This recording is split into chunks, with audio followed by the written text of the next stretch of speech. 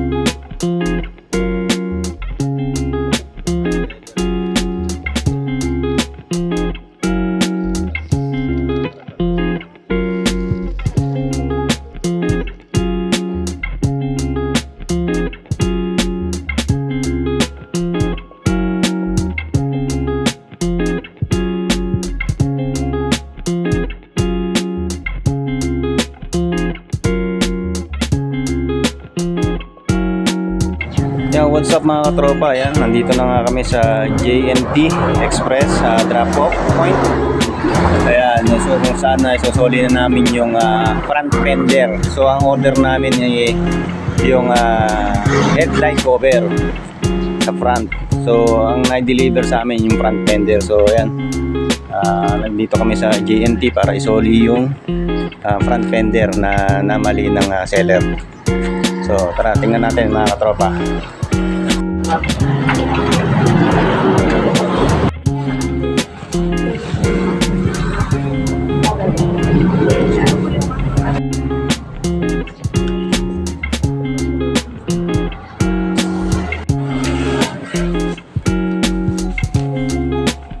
yan mga katropa, pinabalot ulit para ibalik sa seller. Ayan mga katropa, tapos na lagyan. So maraming salamat kay ma'am sa tumulong sa amin na maibalik itong aming parcel. So shoutout sa iyo ma'am. So ayan mga katropa, update ko lang guys dun sa nabili namin sa parcel sa TikTok. So yun, ingat po palagi, make sure na yung seller na bibilan nyo okay, yung di namamali ng padadala sa yung parcel.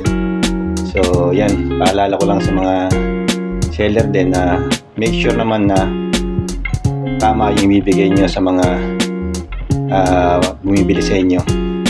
So yun lang sa mga bumibili sa mga online. So ingat-ingat lang po.